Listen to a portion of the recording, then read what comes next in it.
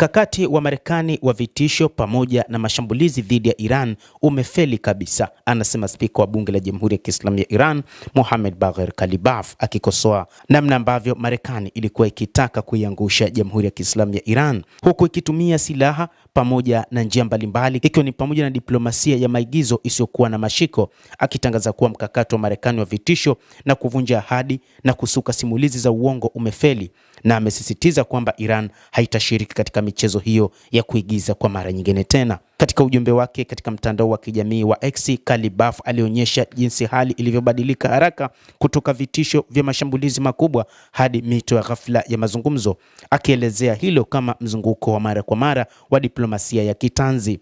Ni kile ambacho tulieleza awali kwamba Marekani imeshindwa katika mapambano dhidi ya Iran na wakati huu inataka kushinda katika uwanja wa diplomasia, kwa maana inataka kupata ushindi wa mezani. Kalibaf amesisitiza kuwa kutegemea ubabe, ahadi zisizotekelezwa na habari za uongo kama propaganda na mbinu ya shinikizo ni mkakati ulioshindwa wa Amerika. Ametoa wito kwa upande wa pili wa Amerika kutambua uhalisia wa mambo na kuheshimu ahadi za awali za usitishaji wa vita badala ya kuendeleza mzunguko wa vitisho vitupu na mabadiliko ya ghafla ya msimamo. Matamshi haya yanakuja wakati maafisa wa Iran wakizidi kusisitiza msimamo wa kimsingi wa Jamhuri ya Kiislamu ya Iran mbele ya shinikizo la nje, wakisisitiza kuwa diplomasia ya kweli inahitaji uaminifu na kufuata makubaliano ya awali badala ya maonyesho ya nguvu feki yanayofuatwa na kurudi nyuma kwa haraka.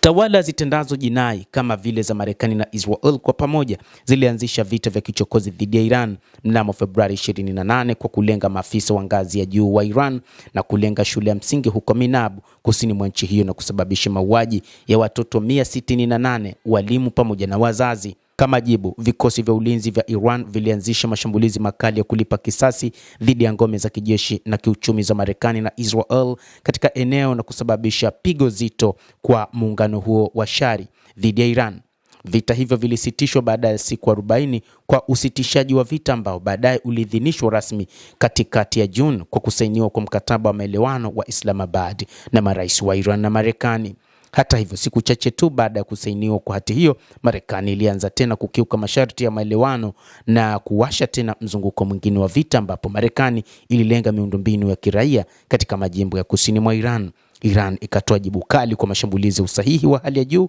ikitumia makombora na ndege zisizokuwa na rubani dhidi ya kambi za Marekani kote Asia Magharibi, zikiwemo Bahrain, Kuwait na Jordan. Rais wa Marekani Donald Trump alikuwa ametishia kuanzisha shambulizi lingine kubwa dhidi ya Iran wiki iliyopita, ikiwemo kulenga miundombinu ya nishati ya nchi hiyo ya Iran. Hata hivyo, baadaye alirudi nyuma kutokana na onyo la Iran kuwa italipa kisasi kikali. Aidha, duru zikieleza ukosefu wa akiba muhimu ya kukabiliana na mashambulizi ya kulipiza kisasi ya Iran ni sababu nyingine ambayo imepelekea Marekani isitishe uchokozi wake wakati huu dhidi ya Jamhuri ya Kiislamu ya Iran.